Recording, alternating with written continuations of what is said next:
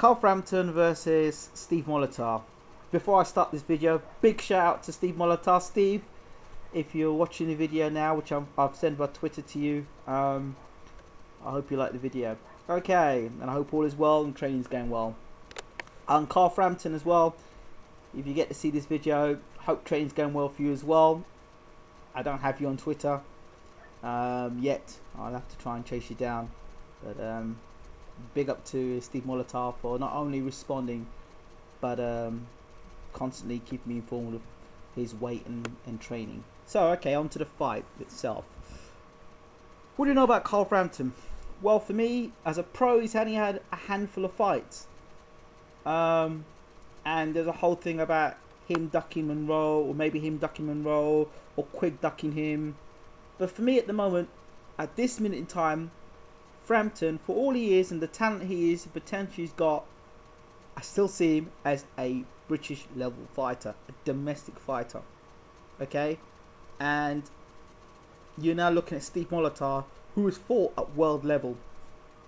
And although he got knocked out badly by Cabrera, I think he would have knocked out a lot of our guys. I think he would have knocked Frampton out. I think he would have knocked Quigg out, and I think he would have given I think Monroe may have given him a tough fight, but I still think Cabrera would have beaten him too.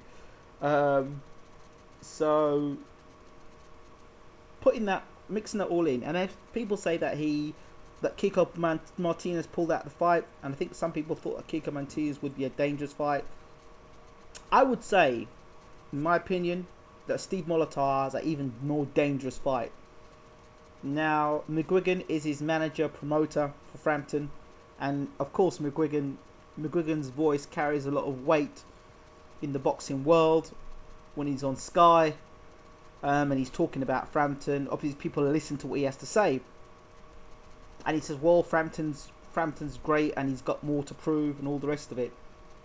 And McGuigan may well be right, but of course, being a promoter, a pundit, manager, I think sometimes people cannot, tell the difference between him as a pundit and him as the manager for Frampton.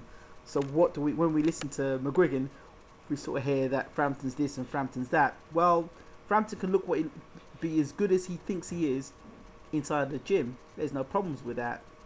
The problems really start as when he gets in the ring and fights a guy who is world class. There's no doubt Steve Molitor is world class. Now, rumour has it, or Molitor himself said to me, that he'd been in training before this announcement, so he was training to fight somebody anyway. Molitor has the record of coming over to England and beating British guys. He's got a good record. He's beaten everybody in Britain when he's over here. He had a tough fight, the last fight against Jason Booth, and then pulled away in the later rounds.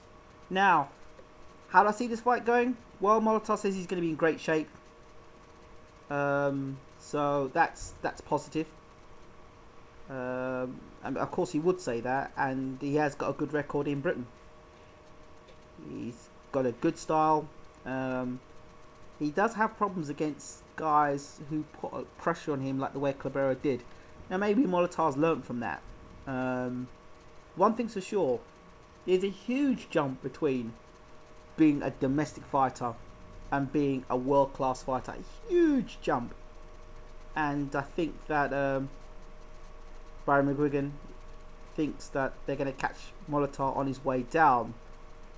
The thing is, if Molitor isn't shot and is in damn good shape, I think Frampton will be dangerous for the first 5 to 6 rounds. But I actually think if Molitor is jumped on early by Frampton, he could possibly stop Molitor. Possibly. But it's not like Molitor hasn't stopped before. But against knocking guys out at British level and knocking people out at world level, we need to know whether his punch is going to, be as effective at world level. So for me, I think Frampton will come out early and box behind a good jab. But I think that for me, the later this fight goes, the better it is for Molitor. The early rounds will be dangerous for Molitor, Frampton has got power. He has got power on that right hand of his. And he does put nice punches together. He seems to be able to box on the front foot and the back foot. But we're yet to see him against somebody of world caliber. We're yet to see what he would have done against a Quigg or Monroe. But we're getting to find out on the 22nd what he's going to do against Steve Molitor. So it's a real gutsy pick from McGuigan and Co. and Frampton. So you've got to give him credit for that. And I suppose, the thinking is that if they were to lose against Molitor, at least they're losing against a world-rated fighter. If they win, you can bet your bottom dollar that McGuigan will say to Quigg, look, we fought something at world level. What about you? So they may suggest that Monroe is world class, but I don't know. Who would you pick if Monroe was to fight Frampton? For me, I'm going to go with the experienced fighter. And I'm going to say that Molitor weathers a storm against Frampton early and goes on and wins this fight by a majority decision, I think. Majority split decision for Molitor.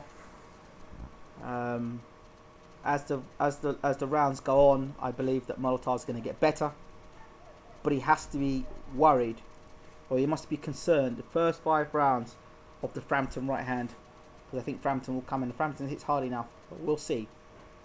So I wouldn't be surprised, however, if Frampton were to jump on Molitor and stop him early.